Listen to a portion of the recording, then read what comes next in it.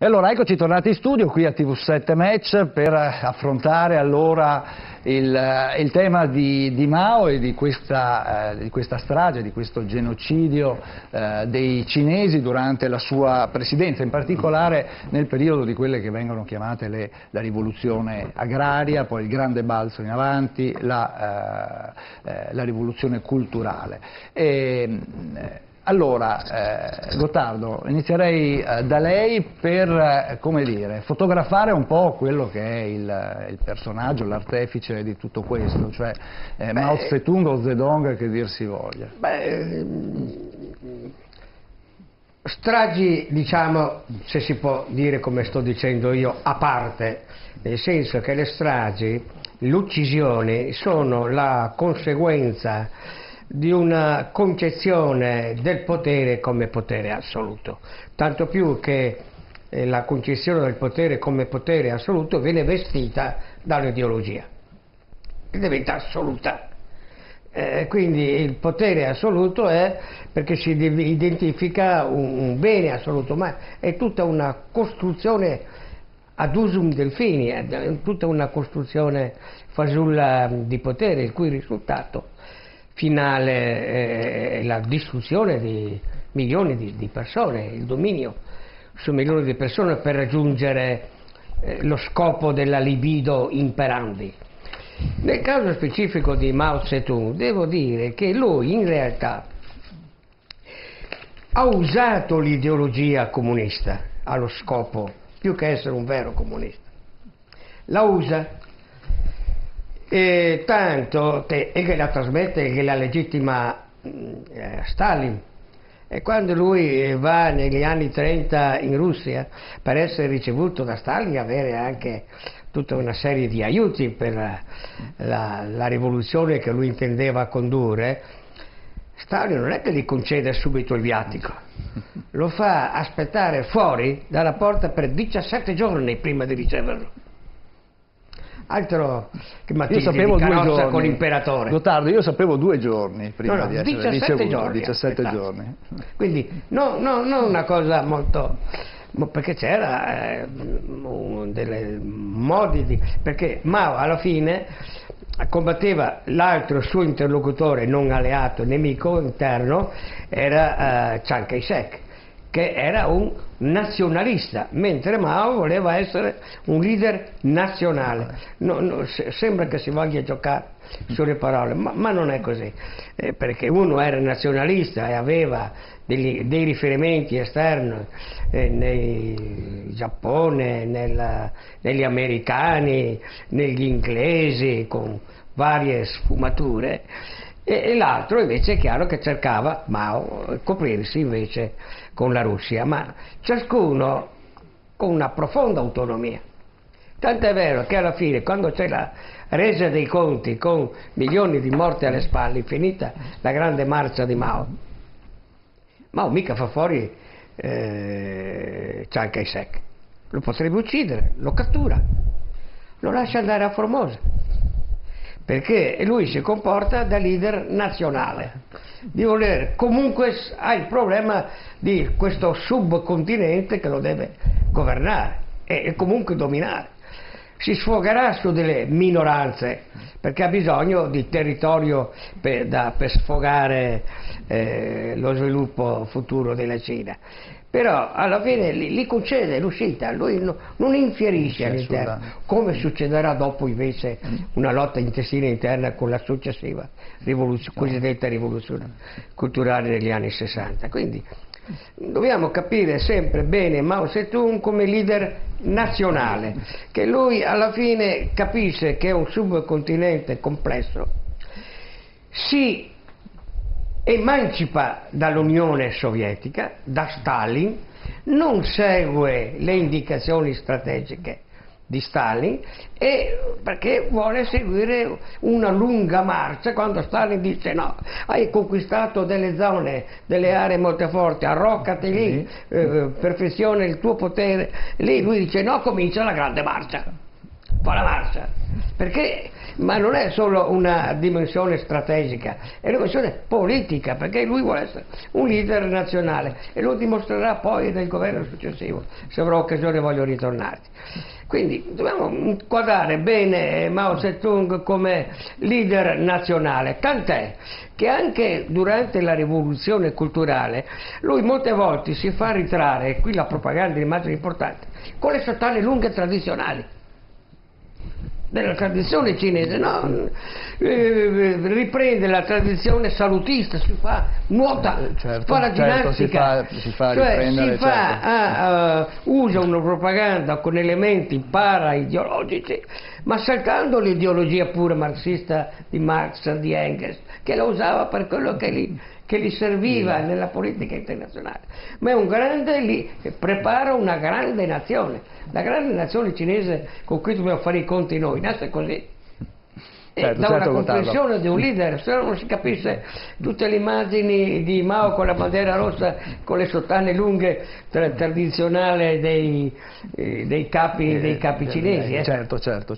Ecco, la cosa interessante è che appunto chiede l'aiuto dell'Unione Sovietica e si impegna a ripagare anche quello che gli viene dato, quindi tecnologia piuttosto che appunto quello che ancora alla Cina manca per modernizzarsi. Ma la prima... Sì, ma però avviene prima un fatto fondamentale, bisogna parlare del secondo conflitto mondiale, dove c'è la Grande Marcia, dove Mao Zedong si propone come alternativa a Chiang Kai-shek, giustamente. E quindi però abbiamo anche l'intrusione di paesi esterni alla Cina. Da una parte c'è l'Unione Sovietica, dall'altra parte ci sono gli Stati Uniti, perché ambedue, uno da una parte e uno dall'altra, gli Stati Uniti per Chiang Kai-shek, l'Unione Sovietica per Mao Zedong, puntano a sconfiggere i giapponesi. I giapponesi si troveranno di fronte a una situazione abbastanza drammatica in Cina e contemporaneamente finisce il conflitto europeo della seconda guerra mondiale, quindi l'America si concentra completamente contro il Giappone per sconfiggerlo, però non ci riesce. E quindi nell'accordo di Yalta c'è che peraltro Churchill non viene nemmeno invitato, si autoinvita. Roosevelt vuol parlare con Stalin perché Stalin non è in conflitto col Giappone, non ha fatto guerra col Giappone. Allora lo invita a entrare in guerra perché gli Stati Uniti da soli non sarebbero riusciti facilmente, salvo grandi perdite di uomini e di mezzi, a sconfiggere il Giappone. E allora Stalin dichiara guerra al Giappone e finanzia finalmente, crede in Mao Zedong perché è obbligato a credere all'unico leader che in quel momento si propone come operativo. Ma giustamente, come dice Settimo, Mao Zedong ha una visione del comunismo completamente diversa. Totalmente diversa.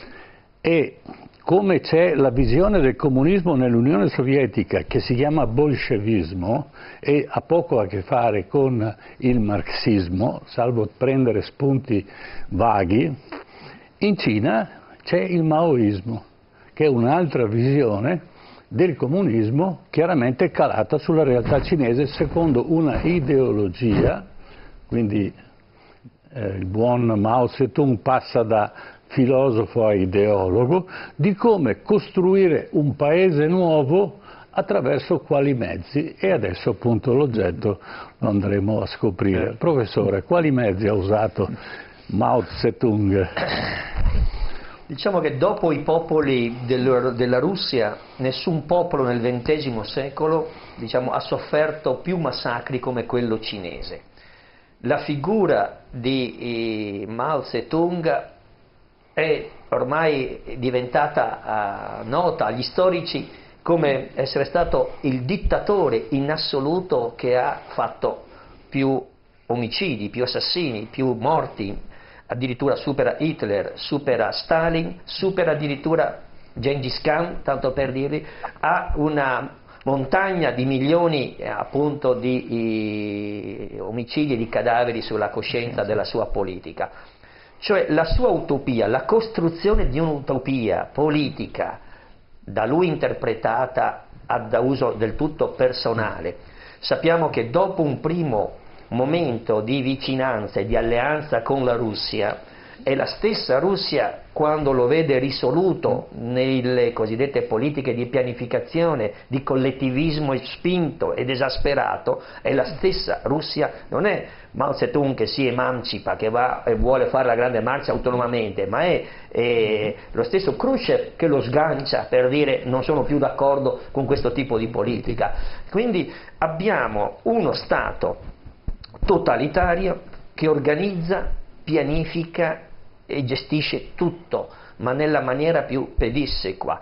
E forse, anche senza forse, uno dei grandi errori della politica di Mao Zedong è stata quella di non riuscire neanche ad ascoltare i suoi consiglieri più stretti quando, in prospettiva di queste campagne di collettivizzazione, quella che va dal 58 al 62, certo, la che più esasperata, quella più drammatica, non è capace di fare nessuna missione di autocritica. Qui è strano, un uomo che aveva la cultura filosofica, era anche un ideologo, lo devono mettere da parte. Politicamente gli chiedono di non gestire più direttamente la politica economica, altrimenti avrebbe mandato proprio allo sfascio. Ma c'è un altro elemento che in questa nostra discussione non è ancora emerso, ma che è fondamentale in quegli anni, perché dobbiamo ricordare che tutti gli stati, almeno quelli potenti che lo potevano permetterselo, stavano facendo la corsa per arrivare a costruire la bomba atomica. E questo elemento non è secondario all'alleanza che vuole cercare con la Russia in tutti i costi, non solo per copiare la politica collettivista o la politica economica, perché ha bisogno di un know-how, di conoscenze e di una tecnologia che solo dalla Russia poteva ricevere, perché questo è lo scopo, ci arriverà molti anni dopo. Sì, però io sono sempre attento alle guerre, perché è vero che le guerre sono due potenze normalmente che si scontrano e quindi l'attenzione viene sempre posta verso uno e verso l'altro a seconda delle simpatie o delle antipatie. Ma invece all'interno di ciascuna guerra ci sono delle altre guerre. Siamo nel periodo della guerra fredda, quindi dopo la prima e la seconda guerra mondiale, e non si può continuare un conflitto armato perché sarebbe stato disastroso, soprattutto perché gli Stati Uniti hanno in mano la bomba atomica, e quindi cosa succede? Succede che i due blocchi si contrappongono a livello finanziario, a livello produttivo, a livello ideologico, quindi l'ideologia è l'arma che marcerà con la guerra fredda. Ma all'interno della guerra fredda c'è un'altra guerra. Per esempio, Cina contro l'Unione Sovietica. Abbiamo una visione è l'Unione Sovietica che impoverisce volutamente la Cina, perché è vero che Mao Zedong non era ben visto dai russi, però era apprezzato perché ritenevano che avrebbe impoverito la Cina al punto tale che sarebbe stata poi fagocitata dall'economia sovietica. Ma Mao Zedong non lo fa. Mao Zedong si avvantaggia a scapito di circa 45 milioni di morti, perché lui vende tutte le risorse agrarie che vengono prodotte in Cina all'Unione Sovietica pur di avere appunto, dica lei, la bomba atomica. Ecco, quindi quello è, professore, proprio questo è il salto politico qualitativo. Ottenuto questo, perché questo era su questo sì, è proprio Mao, lo si capisce da un grande colpello nello stomaco che non finisce mai, perché altrimenti con milioni di morti sulle spalle non sono morti ideologiche, che ce l'ha l'ideologia comunista nel suo complesso, che ce l'ha, però anche sono morti per la conquista del potere. La discrimine è entrare nel club atomico. Lì è il potere allo stato puro. Lì c'è un cambio però culturale anche dopo che la Cina prende il controllo dell'atomica, comincia un cambio culturale ovunque nel mondo, anche da noi, che si manifesterà un po' meglio nel 68 nell'Occidente, da noi intendo dire la cultura occidentale, non l'italiana. E uno dei primi a capire questo, sai chi è? Un Papa. È Giovanni XXIII, il quale, quando capisce che i cinesi hanno una bomba atomica, comincia a capire, inascoltato, che la vecchia dottrina che finora era stata condotta tra guerre giuste e guerre ingiuste non regge più. Che la bomba atomica allargata fa sì che la guerra in sé supera il concetto di guerre giuste e guerre ingiuste, che la guerra comunque con la bomba atomica di mezzo non è più concepibile culturalmente. Poi la cultura occidentale ha continuato con questa logica guerre giuste e guerre ingiuste fino a George Bush, fino alla guerra del Golfo, eccetera, eccetera. Ma lì comincia un primo discrimine. E come disse Einstein, non so come sarà la terza guerra mondiale, sì, ma la quarta sarà fatta con la clava. Sì. Proprio così. Ma lì è un discrimine, lì si vede come la Cina lì comincia a pesare nel mutamento, diventa una potenza globale, non solo militare, cioè comincia a pesare nell'orientamento culturale dell'umanità, ed è una cosa importante. Seconda cosa, che Mao ha avuto in mano il potere, quindi fino in fondo raggiunge il potere davvero mandarino, perché lui si comporta davvero, ma anche che c'entra, però capisce che ha bisogno anche del popolo, lui vuole sempre essere popolare. Allora c'è in questa via allo sviluppo anche industriale la desertificazione delle campagne.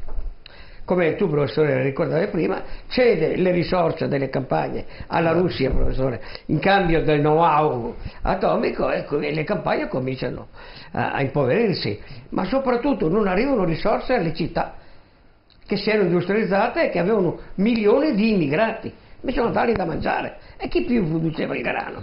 A fine dell'anno le portano le statistiche, il grano era previsto negli ammassi per milioni di tonnellate, non c'è. Chiama i ministri, dice dell'economia e dell'agricoltura, qui il popolo è affamato, qui non lo controllo più. Come mai qui le città sono affamate? Ma non è un concetto originale, l'ha copiato da qualcuno. Professore, chi è stato il primo a iniziare questo tipo di politica di affamare la gente al punto tale da i fare maestri una non strage? mancano a Mao Zedong su questo piano, è che C'è un precursore, i cosiddetti piani quinquennali, le pianificazioni che erano state concepite appunto in Unione Sovietica, avevano alla NEP famosa, avevano già portato a questi squilibri. Tuttavia questa era una politica ancora pervicace, si era convinti, i piani quinquennali sono stati rilanciati.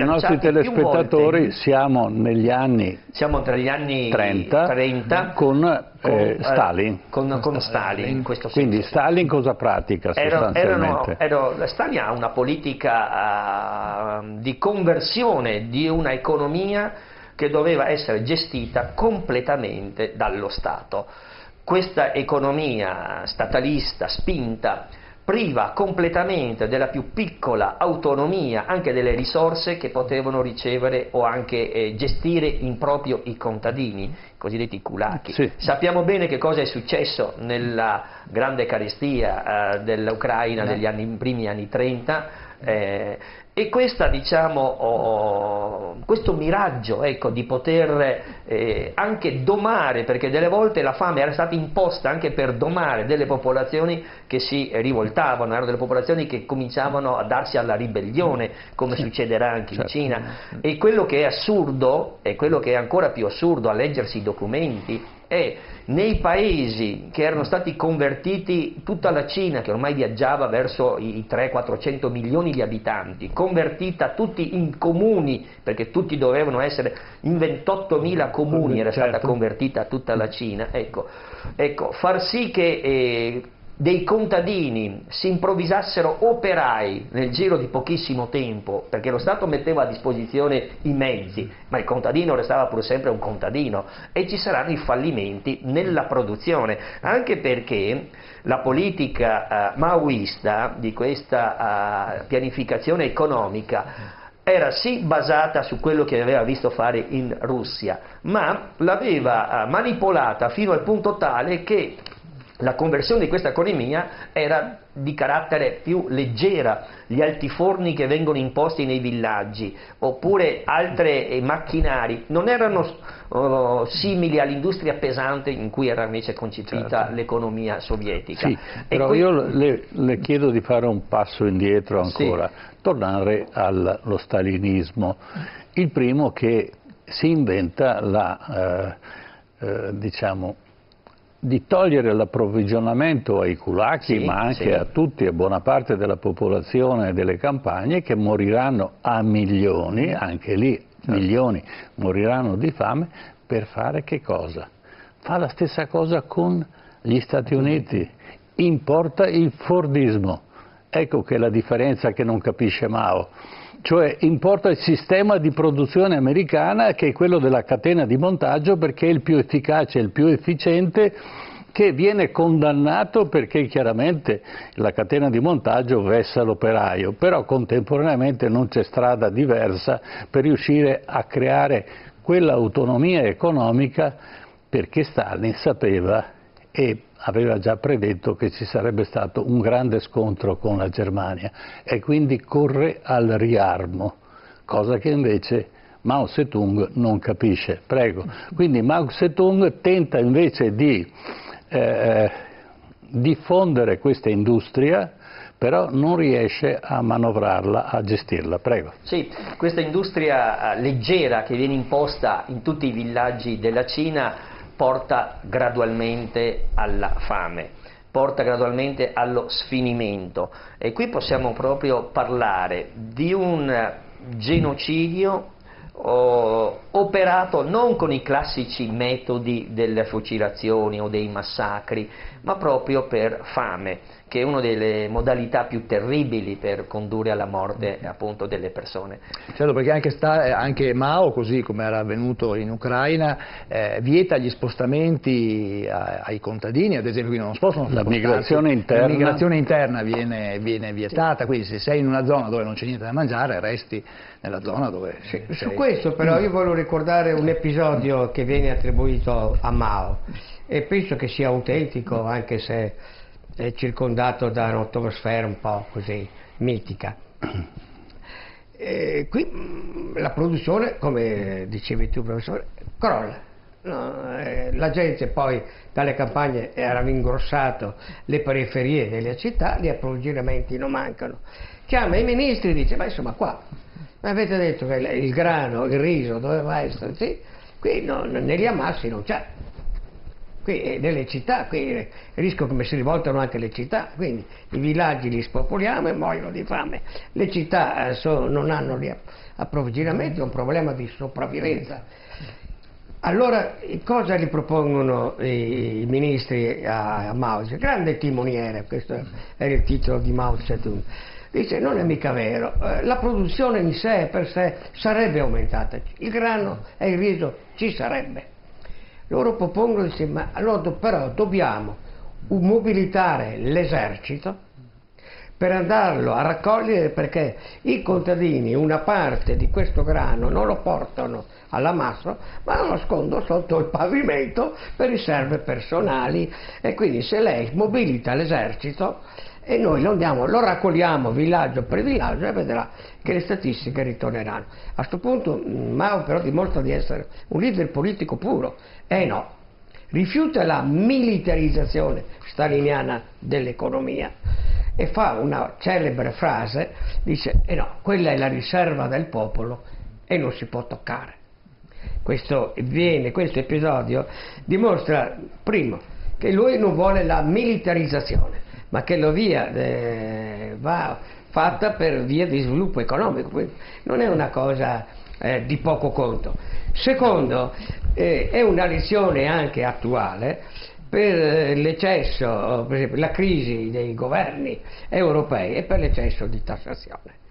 Perché l'eccesso di tassazione contrasta con la possibilità di sviluppo. Tu vai, quando fai un eccesso di tassazione, tocchi le riserve finali del popolo, dopodiché dice no. Ma poi di fatto però queste riserve del popolo non le utilizza, queste riserve del popolo poi non le utilizza quando è il momento e quando ci sono le difficoltà. Dice non posso fare contemporaneamente in rivolta le città affamate, le periferie e in rivolta ai villaggi dei contadini perché li ho militarizzati, devo fare una scelta, dico intanto sto tranquillo con questi qua perché mi muoiono di fame, vado a prendere le riserve quel po' che hanno di riso sotto il pavimento nelle loro casupole e allora calma, piano, quindi ha una perfetta percezione di un equilibrio nazionale da tenere. Chi ne farà le spese di questo equilibrio poi sono l'espansione territoriale, dopodiché lui per evitare che le città si affollino troppo e non sa come farle mangiare, le manda in giro, occupa intere regioni. Il Xinjiang che era abitato da musulmani, dagli uiguri, se lo fa suo, manda milioni di popolazione anno, lo manda lì e fa fuori tutti, ancora adesso hanno problemi di terrorismo nel Xinjiang, che è uno Stato, loro la chiamano regione, in realtà è uno Stato, ma la stessa cosa la fa il professore, quel Tibet, lei mi insegna, cioè lui fa una politica espansionista proprio per non militarizzare l'economia. Allora la militarizzazione la fa aumentando l'occupazione fuori, nella Mongolia interiore per esempio, nella Mongolia quella che rimane sotto la Cina, no? Quella che era prima sotto la Russia e poi è diventata indipendente, nel Tibet, nel Xinjiang, cito i fenomeni più grandi, quindi fa una politica a sua volta coloniale di espansione proprio per non toccare gli equilibri che lui riteneva popolari e non voleva militarizzare l'economia, che è una differenza profonda rispetto a tutto lo sviluppo economico staliniano, che è alla base dell'attuale sviluppo economico e prevalente sviluppo economico e manifatturiero della Cina. L'attuale sviluppo manifatturiero della Cina è proprio per questa roba qua, non aver voluto militarizzare l'economia, aver rifiutato il proto-fordismo in Cina. Ed è una roba interessante, non è una cosa di poco conto. Forse voleva dire anche non dare troppo potere ai militari. Perché lui aveva un grosso problema che da solo avrebbe dovuto gestire tutta questa trasformazione e difatti poi creerà dei veri e propri lager e quindi decapiterà i vari strati sociali fino ad ottenere, secondo lui, il cinese puro. Perfetto. Allora lasciamo questa interrogazione ai nostri telespettatori, quindi c'è una sorta di razzismo politico all'interno di questo movimento comunista e facciamo un po' di pubblicità e quindi passiamo alla prossima. Andiamo avanti allora, facciamo un break pubblicitario, qualche minuto ma torniamo subito, tra poco.